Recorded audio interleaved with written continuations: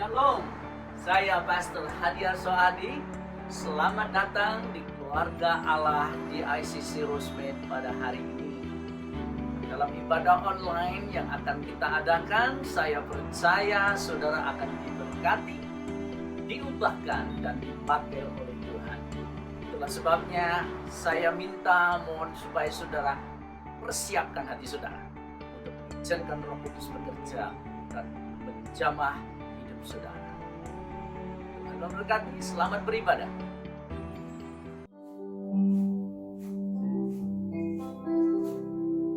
Shalom Bapak, Ibu, Saudara-saudari sekalian yang dikasihi di dalam Yesus Kristus Tuhan. Selamat datang dan kita kembali mau memuji menyembah Tuhan pada saat ini. Ketika saya mempersiapkan Passion Worship pada saat ini, Tuhan ingatkan dalam Ibrani 12 ayat 28, firman Tuhan mengatakan, jadi karena kita menerima kerajaan yang tidak tergoncangkan, marilah kita mengucap syukur dan beribadah kepada Allah menurut cara yang berkenan kepadanya, dengan hormat dan takut. Saudara, mari kita mau menyembah Dia. Kita mau fokuskan hati kita. Kita mau sembah Dia, kita mau puji Dia. Karena Dia Allah yang layak kita sembah. Dia Allah yang kita puji. Dengan rasa hormat dan takut, kita mau naikkan pujian kita. Tuhan Allah yang kita sembah dalam Yesus Kristus. Bapak, kami mengucap syukur Tuhan pada saat ini. Kami rasakan kehadiran-Mu Tuhan di tengah-tengah kami. Biar pujian penyembahan kami pada saat ini Tuhan boleh menjadi dupa yang harum di hadapan-Mu. Nyalakan hati-Mu ya Tuhan. Dan semata-mata kami menyembah Tuhan karena Engkau mengasihi kami Tuhan. Tidak dapat membalas kasih-Mu Yesus selain pujian dan penyembahan kami. Terima kasih Bapa, kami masuk dalam hadirat-Mu dengan kuasa darah Yesus yang telah menebus kami dari segala dosa-dosa kami. Terima kasih Tuhan. Kau Tuhan, penolong dalam hidupku. Ku percaya hanya kepadamu. Kau pegang tanganku dan tuntun langkahku. Yesus, Kaulah perlindunganku.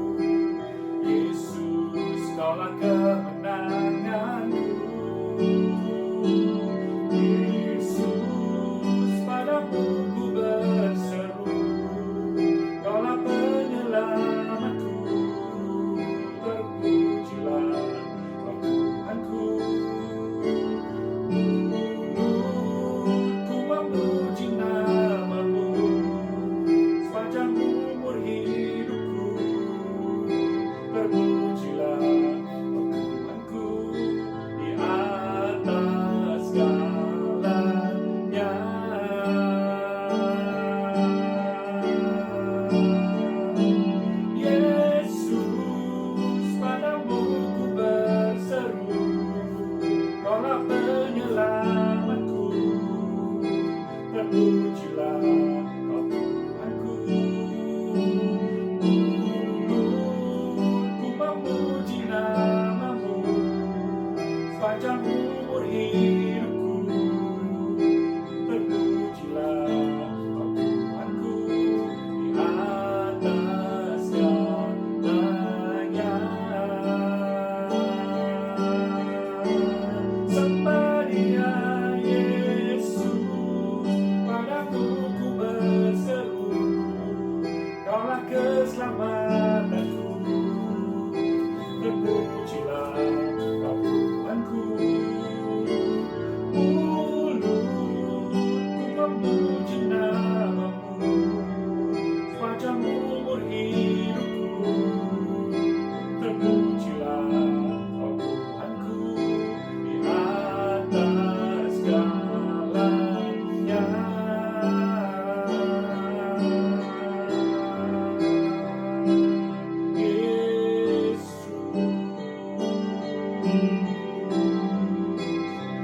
Kau kami sembah,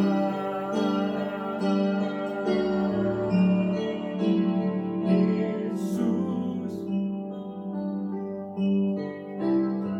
Kau kami puji,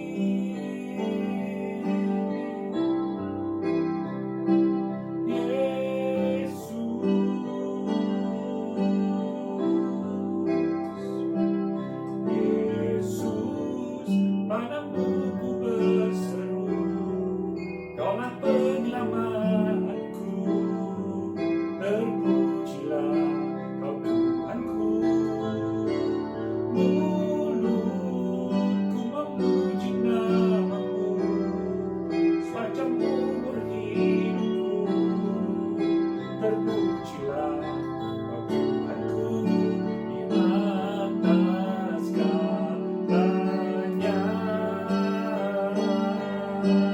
Yesus, Yesus, padamu ku berseru, Kaulah penyelamatku. Terpujilah Kau Tuhanku. Mulutku memuji nama-Mu sepanjang umur hidupku. Terpujilah Kau Tuhanku di atas segalanya.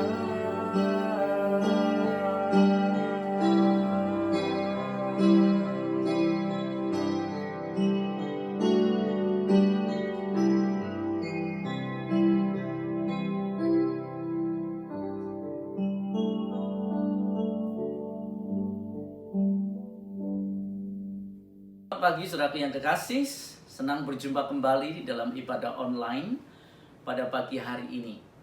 Pembacaan firman Tuhan saya akan ambil dari 2 Raja-Raja Fatsal yang keempat, ayat yang ke-8 sampai yang ke-37. Sebelum kita melanjutkan, saya ingin kita membuka di dalam doa pada pagi hari ini. Mari kita berdoa bersama-sama. Tuhan, hamba mengucap syukur buat hari ini, hari yang indah yang Tuhan sudah jadikan untuk kami bersukaria, bersukacita di dalamnya, karena kasih setiamu yang tidak pernah berubah. Biarlah firman-Mu pada pagi hari ini memberikan kekuatan yang baru, kesegaran yang baru, dan iman yang semakin meningkat di dalam Tuhan. Untuk kami boleh percaya bahwa Tuhan, pertolongan-Mu tepat pada waktunya. Segala sesuatu di dalam penguasaan tangan kasih-Mu. Terima kasih ya Tuhan. Hamba mengucap syukur, menyerahkan waktu ini ke dalam tangan kasih-Mu dalam nama Yesus. Amin. Puji nama Tuhan. Seperti saya katakan tadi, pembacaan firman Tuhan saya akan ambil dari 2 Raja-Raja Fatsal yang keempat, ayat ke-8 sampai ayat ke-37. Saya beri judul khotbah pada pagi hari ini, Semua Baik. It is well. Saudaraku yang kekasih, berhubung waktu yang singkat, saya tidak akan membaca ayat ini secara penuh dari ayat 8 sampai 37, tetapi saya akan hanya membacakan beberapa ayat yang berhubungan dengan poin-poin yang saya akan bagikan pada pagi hari ini. Namun untuk memberikan kepada kita gambaran atau latar belakang supaya kita dapat mengerti kisah yang sepenuhnya, Saya akan berikan sedikit kesimpulan atau sinopsis daripada cerita ini dari ayat yang ke-8 sampai ke-37. Jadi kisah ini berbicara tentang seorang wanita Shunem. Seorang wanita yang mengalami suatu kebahagiaan di dalam kehidupannya. Dia seorang yang cukup kaya dan berkecukupan, tidak kekurangan dengan suatu apapun. Wanita Shunem ini tinggal di kalangan masyarakat di mana dia sangat terhormat. Dan dia juga memiliki kerohanian yang cukup baik, yang mana keluarganya diberkati oleh Tuhan. Namun wanita ini dia tidak mempunyai seorang anak. Jadi wanita ini cukup bahagia sebetulnya. Dia menerima keadaannya, dalam arti kata dia cukup nyaman dan dia tidak kekurangan apapun juga. Namun di dalam kehidupannya dia mengalami sesuatu yang cukup fatal, di mana dia mengalami waktu dia dikunjungi oleh seorang hamba Tuhan yaitu Elisa.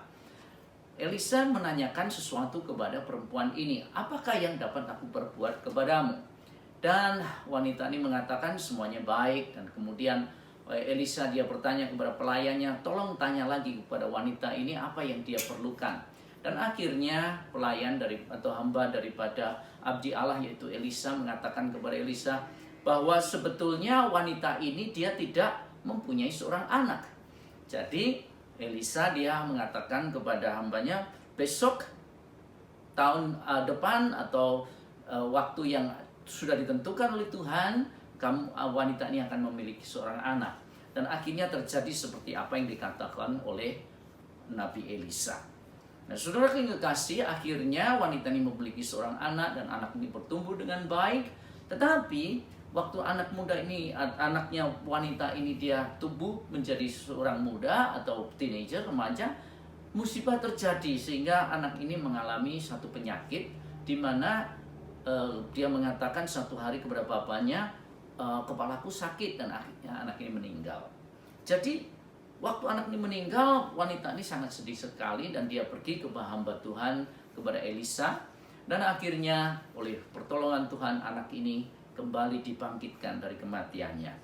Jadi itulah sedikit singkat sinopsis atau kesimpulan dari cerita dari ayat yang ke-8 sampai yang ke-37 ini. Saudara yang kekasih, dari kisah ini kita dapat melihat bahwa kehidupan ini sesuatu yang buruk, musibah dapat terjadi dengan tiba-tiba. Mungkin kita saat ini sedang berada di dalam keadaan yang enak, tiba-tiba musibah terjadi. Dengan kata lain, persoalan datang secara tiba-tiba. Dengan demikian juga dengan masa pandemik ini, COVID-19, kita melihat bahwa hal ini terjadi dengan tiba-tiba dan tiba-tiba saja kita tidak dapat beribadah kembali bersama-sama di gedung, dan secara fisik kita tidak lagi bisa terlalu dekat, di mana kita harus mengadakan social distancing dan segala macam. Keadaan yang tidak enak bisa terjadi setiap saat. Itulah kehidupan dunia ini. Tidak memandang latar belakang saudara, tidak memandang apakah saudara kaya, miskin, cakap atau jelek, atau baik atau buruk, semua bisa terjadi dengan tiba-tiba. Jadi dengan kata lain, kehidupan kita dapat mengalami suatu perubahan yang drastis. Namun demikian, Tuhan tetap berkuasa atas segala keadaan. Dan inilah yang menimpa kehidupan wanita Shunem. Dia mengalami musibah yang secara tiba-tiba. Namun, wanita Shunem ini cukup memiliki suatu karakteristik atau hal-hal yang menarik yang dapat kita belajar untuk kita aplikasikan di dalam kehidupan kita, dan kita bisa tangkap dan kita bisa dapatkan, pelajari untuk kita mengalami berkat-berkat Tuhan secara lebih besar di dalam kehidupan kita. Yang pertama yang saya ingin bagikan kepada saudara dari kehidupan wanita Shunem ini adalah mengenai ketaatannya. Ternyata wanita Shunem ini cukup taat, seorang wanita yang taat mencari Tuhan dan taat belajar firman Tuhan, mencintai firman Tuhan. Bagaimana saya tahu? Ayat yang ke-22 dari pasal yang keempat dari kitab 2 Raja-Raja. Saya akan bacakan. Sesudah itu ia memanggil suaminya serta berkata, "Suruh kepadaku salah seorang bujang dengan membawa seekor keledai betina. Aku mau pergi dengan segera kepada abdi Allah itu dan akan terus pulang." Ayat ke-23, suaminya berkata kepada dia, "Mengapa pada hari ini engkau hendak pergi kepadanya? Padahal sekarang bukan bulan baru dan bukan hari Sabat." Jawab perempuan itu, "Jangan khawatir, it is well. Semua baik." Dipelanainya keledai itu dan berkatalah ia kepada bujangnya yang ke-24, "Tuntunlah dan majulah. Jangan tahan-tahan aku dalam perjalananku kecuali apabila aku katakan kepadamu." Demikianlah perempuan itu berangkat dan pergi kepada abdi Allah di Gunung Karmel. Disinilah saya tahu bahwa wanita ini adalah wanita yang taat hidup di dalam firman Tuhan.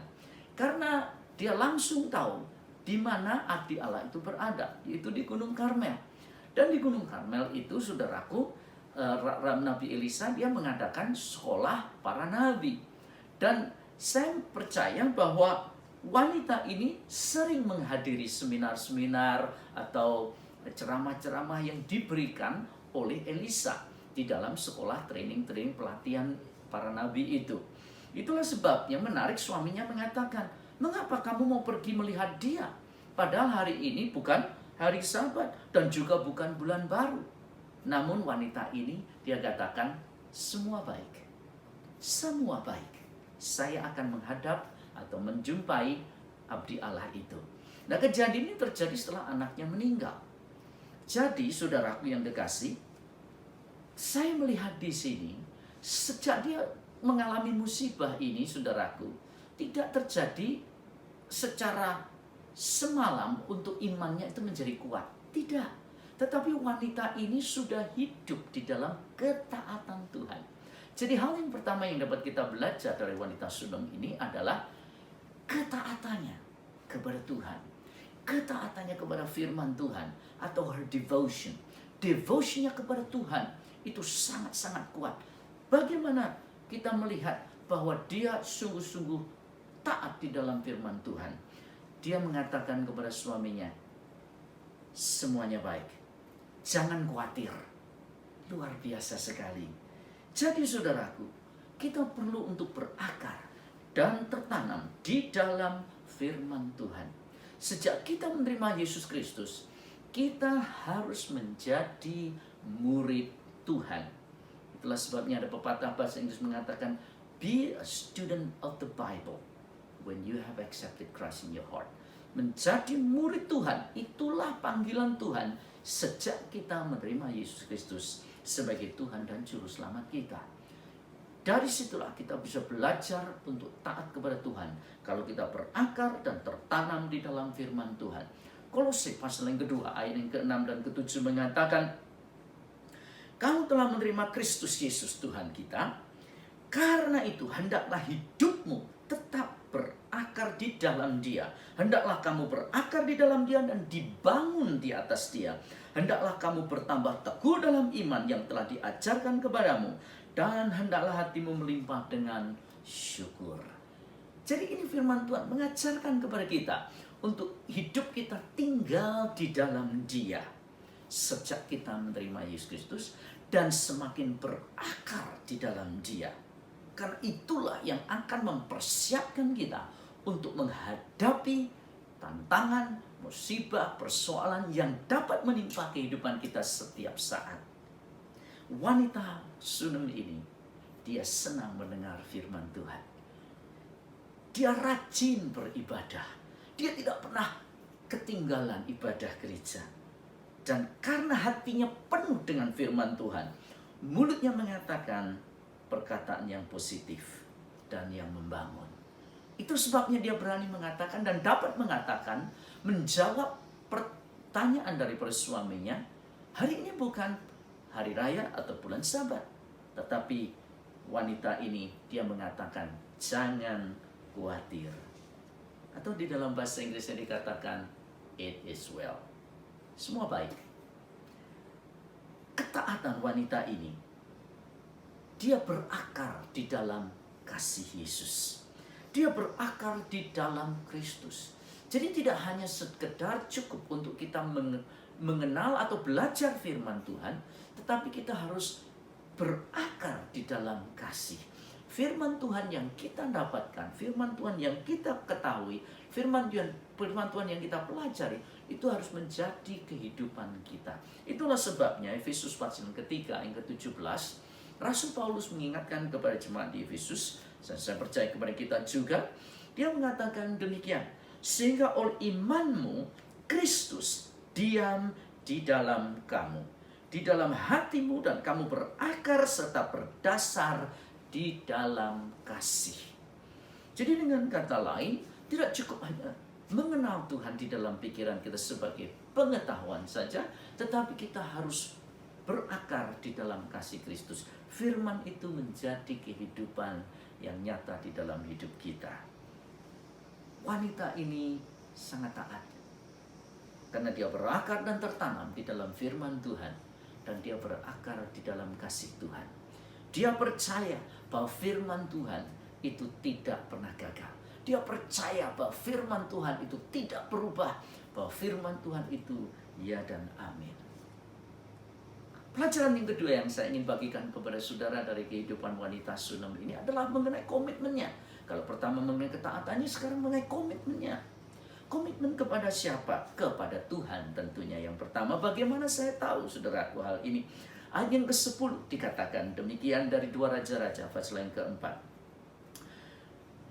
Baiklah kita membuat sebuah kamar atas yang kecil yang berdinding batu, dan baiklah kita menaruh di sana baginya sebuah tempat tidur, sebuah meja, sebuah kursi, dan sebuah kandil. Maka apabila ia datang kepada kita, ia boleh masuk ke sana. Nah, perhatikan wanita ini, dia berkata kepada suaminya, Nabi Allah Elisa, dia sering berkunjung ke rumah kita. Kalau dia berkunjung ke rumah kita, saya ingin dia bukan hanya berkunjung, tetapi juga tinggal. Dan apa yang dilakukan? Mereka membangun kamar tambahan supaya abdi Allah ini boleh tinggal bersama dengan mereka kalau Elisa sedang berkunjung. Komitmen wanita ini untuk mencintai Tuhan dan abdi Allah itu luar biasa. Wanita ini dia menghargai dan menghormati abdi Allah, hamba Tuhan yang murni.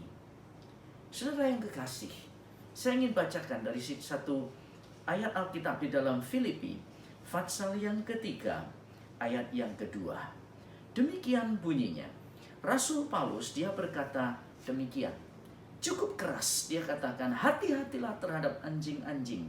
Hati-hatilah terhadap pekerja-pekerja yang jahat. Hati-hatilah terhadap penyunat-penyunat yang palsu. Maksudnya Paulus mengatakan ini apa?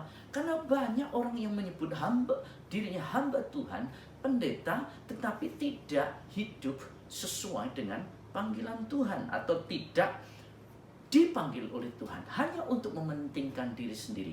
Wanita ini dia mengerti, dia menghargai dan menghormati abdi Allah yang murni. Her devotion, komitmennya kepada Tuhan, ketaatannya kepada Tuhan, devotionnya kepada Tuhan, dan dedicationnya kepada Tuhan, memberikan kepada wanita Sunem ini suatu persepsi, pengertian. Her devotion and commitment gives her perception, persepsi yang benar dan pengertian yang benar. Dia bisa mengerti seorang melayani Tuhan dengan sungguh-sungguh atau tidak. Dia memiliki mata rohani yang jeli. Wanita Sunem ini bukan hanya memiliki mata rohani yang jeli, tetapi juga telinga rohani yang peka untuk mengerti mana yang benar dan mana yang salah. Saudaraku yang kekasih, kehidupan kekristenan kita sebagai orang Kristen, sebagai anak-anak Tuhan dituntut, didorong untuk semakin bertumbuh, dewasa di dalam Tuhan. Sehingga kita bisa membedakan mana yang baik dan mana yang benar. Komitmen wanita ini luar biasa. Dia melayani tanpa pamrih. Dia mengatakan, mari kita bangun kamar tambahan untuk khusus hamba Tuhan ini, supaya dia dapat berdoa, dia dapat menyimpan waktu dengan Tuhan kalau dia berkunjung, dan dia dapat tinggal di rumah kita, katanya. Wanita ini melayani tanpa pamrih, melayani dengan suatu motivasi yang benar, yaitu untuk kerajaan Allah. Matius 6 ayat 33 mengatakan demikian, carilah dulu kerajaan Allah dan kebenarannya, maka segala sesuatu akan ditambahkan kepadamu. Wanita ini melayani dengan motivasi yang benar. Dia melayani untuk kelebaran kerajaan Allah. Dia melayani tanpa pamrih, saudaraku yang kekasih. Segala yang dia miliki dia pakai untuk mendukung pelayanan pelebaran kerajaan Tuhan. Wanita ini memiliki rumah, dia bangun untuk menampung hamba Tuhan. Dengan kata lain, dia memakai segala sesuatu atau segala berkat yang Tuhan limpahkan dalam kehidupannya untuk memberkati pekerjaan Tuhan dan hamba-hamba Tuhan. Namun demikian, di tengah kemapanan dan komitmennya yang luar biasa terhadap pekerjaan Tuhan, wanita ini mengalami musibah. Anaknya meninggal. Seringkali saudara, kenyamanan kita menjadi perangkap untuk mengalami berkat-berkat Allah yang lebih besar yang telah disediakan oleh Tuhan bagi kita. Sehingga kadang-kadang Tuhan tuh harus mengizinkan sesuatu terjadi dalam situasi kita supaya kita dapat keluar dari kenyamanan kita. Wanita ini sungguh-sungguh sudah bahagia. Anaknya tumbuh dewasa, remaja. Dia diberkati di dalam segala sesuatu. Saudara yang kekasih, Tuhan mengizinkan musibah terjadi untuk wanita ini mengalami suatu kehancuran, brokenness, sehingga dia dapat meningkat di dalam Tuhan, sehingga dia dapat semakin lagi mengalami berkat-berkat Tuhan yang lebih luar biasa.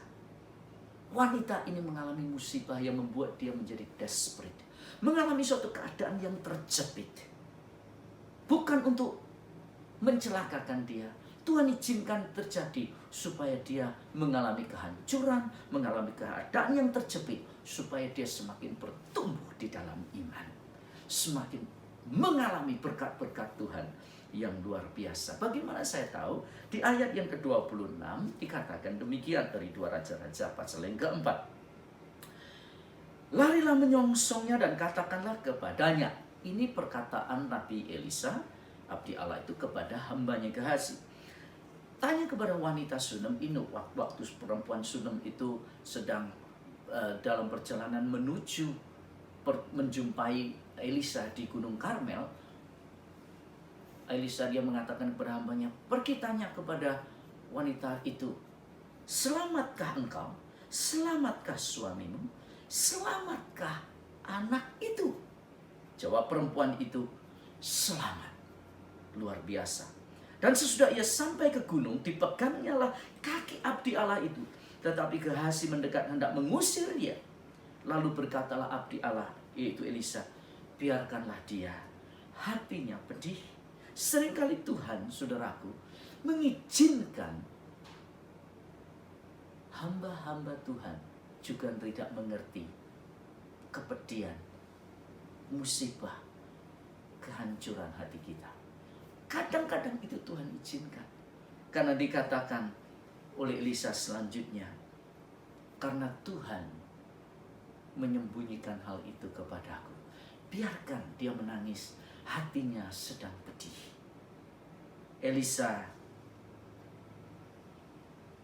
dia berdoa dan dia mengatakan, selamatkah anak itu? Wanita mengatakan, selamat. Suatu perkataan positif dari wanita Sunem ini.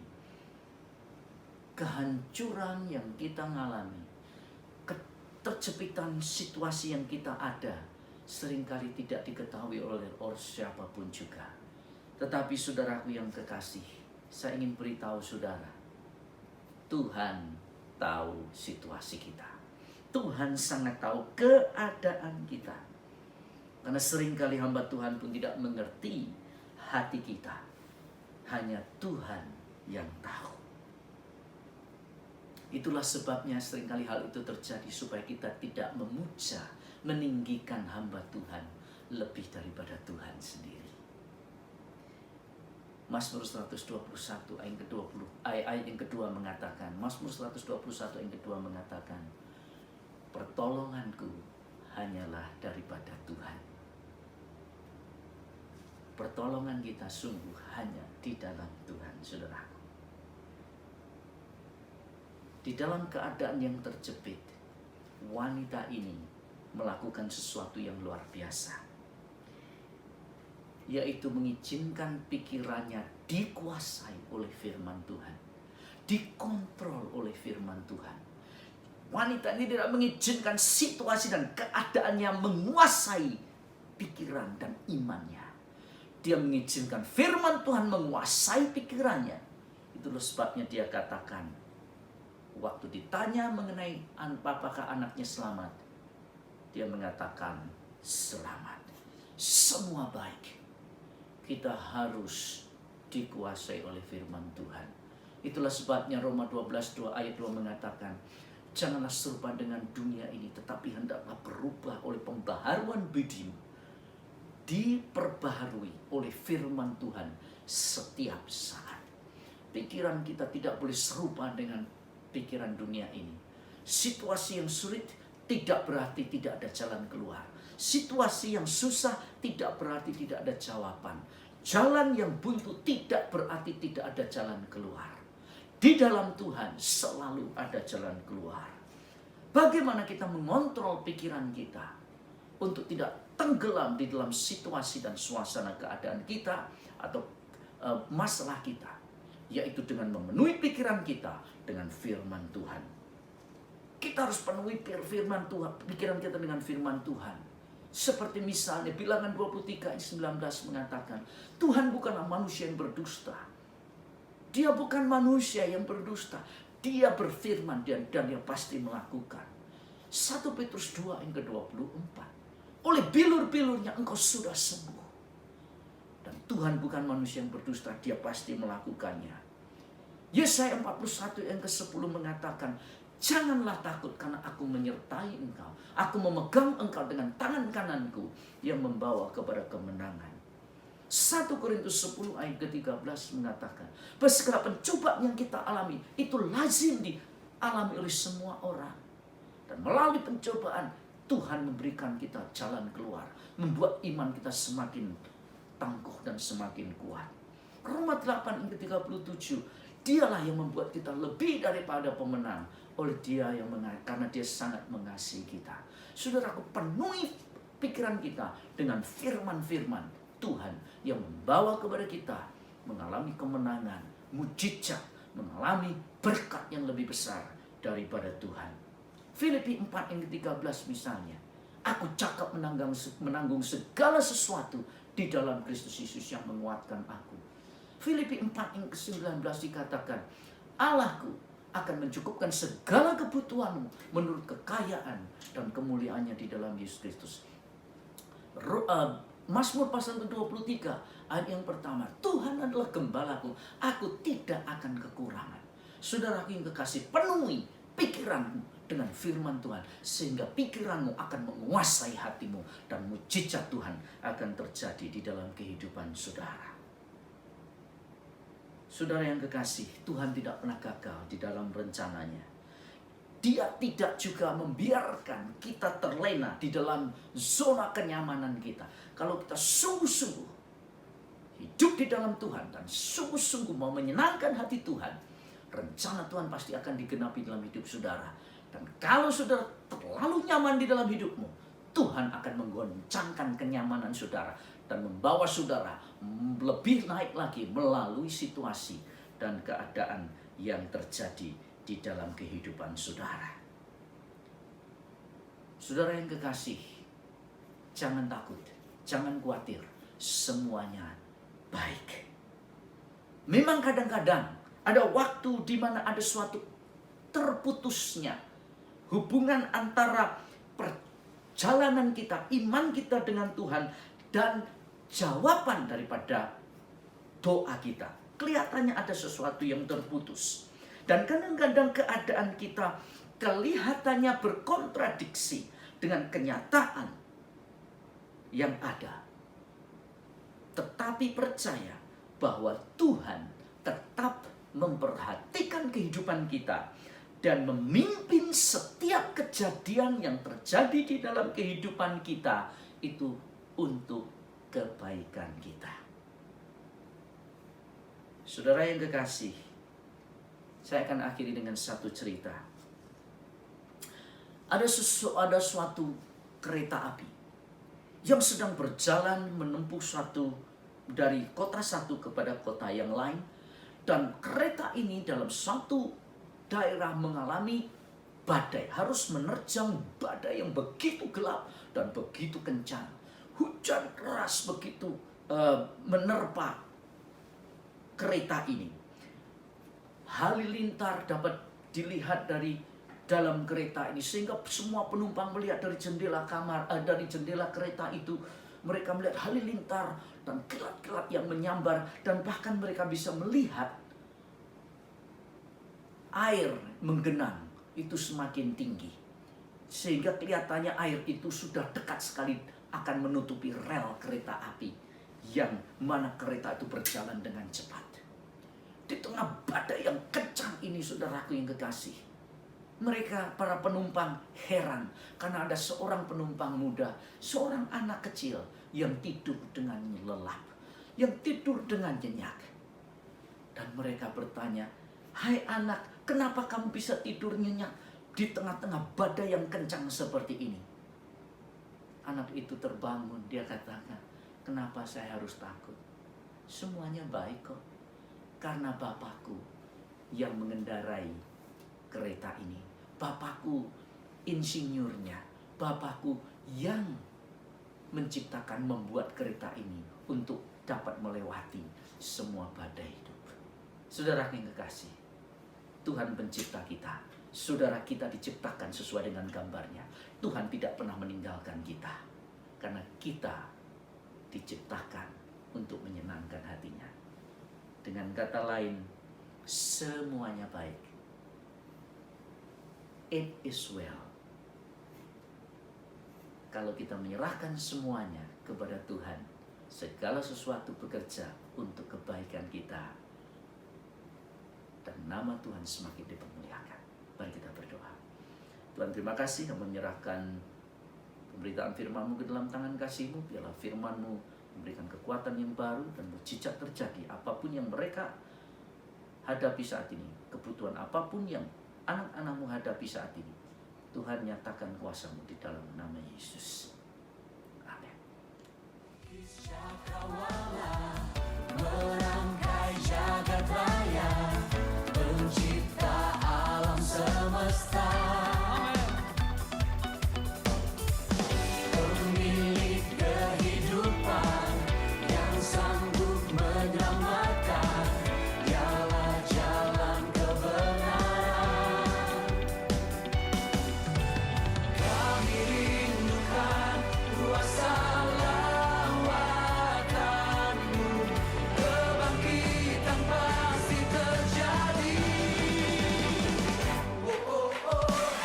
Datanglah dan bertata, kuat dan berkuasa, saat hati bersatu, menaikkan pujian, belenggu dipatahkan, mujizat dinyatakan. Praise our God.